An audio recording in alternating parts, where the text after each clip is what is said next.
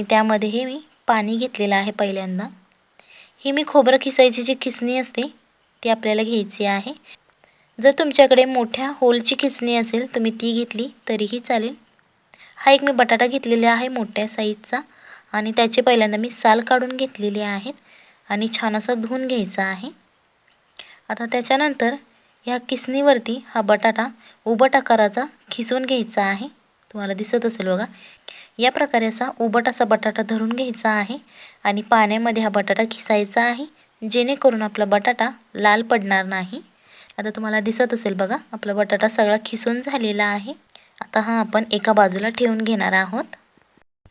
आता ही भजी बनवण्यासाठी इथे मी 4 कांदे सोलून घेतलेले आहेत. तुम्हाला दिसत असेल बघा, मीडियम साईजचे हे मी कांदे घेतलेले आहेत. आता हे कांदे आपण उभट आकाराचे चिरून घेणार आहोत. ज्याप्रमाणे आपण सिंपल भजी करण्यासाठी उभट आकाराचे चिरतो त्याचप्रमाणे पहिल्यांदा हे कांदे आपल्याला चिरून घ्यायचे आहेत. व्हिडिओ आवडत असेल तर व्हिडिओ लाईक करा आणि जर तुम्ही चॅनलवर नवीन असाल तर चॅनलला सबस्क्राईब करा, जेणेकरून येणाऱ्या नवनवीन व्हिडिओजचे अपडेट तुम्हाला लगेच मिळतील. आता हे अशा प्रकारे आपण उभट आकाराचे कांदे चिरून घ्यायचे आहेत. आता तुम्हाला दिसत असेल बघा, आपले उभट आकाराचे कांदे चिरून झालेले आहेत. एकदम मी त्याचे पातळ असे स्लाइस केलेले आहेत. हे मी एक पातेलं घेतलेलं आहे.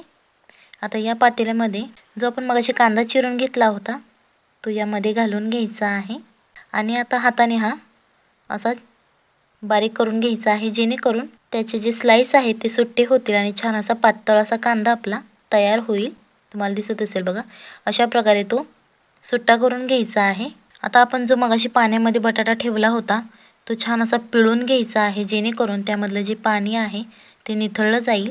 पूर्ण तो कोरडा करून घ्यायचा आहे. तुम्हाला दिसत असेल बघा, असा मी कोरडा करून घेतलेला आहे. दोन्ही हाताने तुम्ही तो दाबला ना की त्यामधलं पाणी लगेच निघून जातं. अशा प्रकारे आता आपण हा सगळा बटाटा या कांद्यामध्ये घालून घेणार आहोत. ही मी एक बारीक चिरलेली शिमला मिरची घेतलेली आहे. तुम्हाला दिसत असेल बघा, याचे पण मी उभे असे स्लाइस केलेले आहेत छोट्या आकाराचे. इथे तुम्हाला एक टीप आहे, तुम्हाला ज्या भाज्या आवडत असेल त्या तुम्ही घालवू शकता. इथे मी 2 हिरव्या मिरच्या चिरून घेतलेल्या आहेत बारीक अशा. जर तुम्हाला जास्त तिखट आवडत असेल तर तुम्ही जास्त घेतल्या तरीही चालतील. हे मी 2 कढीपत्ते घेतलेले आहेत आणि ते अशा प्रकारे चुरून टाकायचे आहेत, जेणेकरून त्याचा स्मेल छान असा येईल. आणि लहान मुलं भाजी खायला कंटाळा करतात, सो त्यांना अशा प्रकारे तुम्ही काहीतरी बनवून दिलं सो ते लगेच खातील. बारीक चिरलेली कोथिंबीर घ्यायची आहे, चवीप्रमाणे मीठ घ्यायचं आहे. लहान मुले भाजी खायला नकार देतात, सो तुम्ही अशा प्रकारे त्यांना भजी बनवून दिलीत ना तर ते आवडीने खातील आणि ते त्यांच्यासाठी पौष्टिकही राहील. आता हे आपण बाजूला ठेवून घेणार आहोत. इथे मी एक मिक्सरचं भांडं घेतलेलं आहे. ही थोडीशी कोथिंबीर घ्यायची आहे, ती आता या मिक्सरच्या भांड्यामध्ये घालून घ्यायची आहे. आता भजी बरोबर खाण्यासाठी आपल्याला चटणी बनवायची आहे. हा मी एक कांदा घेतलेला आहे, त्याचे मी 2 तुकडे करून घेतलेले आहेत. ते आता यामध्ये आपले घातलेले आहेत. हे मी कच्चे शेंगदाणे घेतलेले आहेत. तुम्हाला दिसत असेल बघा, 10-15 आपल्याला कच्चे शेंगदाणे घ्यायचे आहेत. 2 हिरव्या मिरच्या घ्यायच्या आहेत. जर तुम्हाला जास्त तिखट आवडत असेल तर तुम्ही अजून मिरच्या घेतल्या तरीही चालतील. आणि थोडंसं यामध्ये पाणी घालायचं आहे आणि चवीप्रमाणे मीठ घ्यायचं आहे. ही चटणी तुम्ही एकदा करून बघा, खूप छान याची टेस्ट लागते. आणि आता हे आपण मिक्सरवरती छान असं बारीक त्याची पेस्ट करून घ्यायची आहे.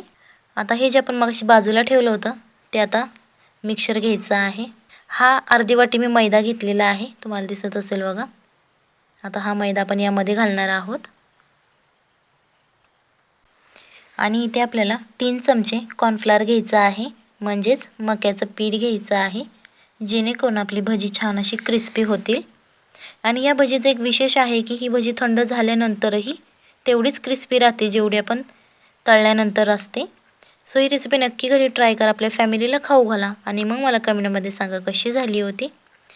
आता हे जे पीठ आहे आपण ते या बटाट्या आणि कांद्यामध्ये छान असं मिक्स करून घ्यायचं आहे. आणि ते एक टीप आहे, तुम्हाला यामध्ये अजिबात पाणी घालायचं नाही. कांदा आणि बटाट्यामध्येच हे पीठ आपल्याला मळून घ्यायचं आहे. आता तुम्हाला दिसत असेल बघा, यामध्ये मी अजिबात पाणी घातलेलं नाही. बटाट्याचं जे पाणी असतं त्यामध्येच आपलं पीठ मळून झालेलं आहे. सो वरून तुम्हाला काहीच पाणी घालायची गरज नसते, कारण बटाट्याला आणि कांद्याला जे मॉइश्चर असतं त्याच्यामध्येच तुम्हाला हे पीठ मळून होतं. यामध्ये पाणी घालायची अजिबात गरज नाही. तुम्हाला दिसत असेल बघा, छान असं आपलं पीठ मळून झालेलं आहे. आता आपलं तेल छान असं कडकडीत तापलेलं आहे. आता त्या पिठाचा एक गोळा घ्यायचा आहे आणि अशा प्रकारे त्याचा चपटा असा आकार करून घ्यायचा आहे आणि हा गरम तेलामध्येच तळायचा आहे. जर तुमचं तेल कमी तापलेलं असेल तर ते एकदम क्रिस्पी होणार नाही. सो पहिल्यांदा तुम्ही कडकडीत तेल तापून घ्यायचं आहे आणि अशा प्रकारे आता ही तेलामध्ये भजी सोडून घ्यायची आहे आणि ही भजी मिडियम आचेवरती फ्राय करायची आहे, जेणेकरून ती क्रिस्पी अशी होईल. आणि अशा प्रकारे आता आपली भजी छान अशी क्रिस्पी अशी फ्राय झालेली आहे. तुम्हाला दिसत असेल बघा, गोल्डन ब्राऊन असा कलर आलेला आहे. सो ही रेसिपी नक्की घरी ट्राय करा, आपल्या फॅमिलीला खाऊ घाला आणि मग मला कमेंटमध्ये सांगा कशी झाली होती.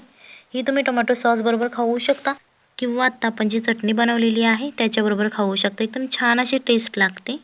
अशा प्रकारे आपली पावसाळा स्पेशल भजी तयार झालेली आहे. आता राहिलेली भजी ही अशाच प्रकारे आपण तळून घेणार आहोत. चला तर मग भेटूयात पुढच्या रेसिपीमध्ये. तोपर्यंत बाय बाय, टाटा.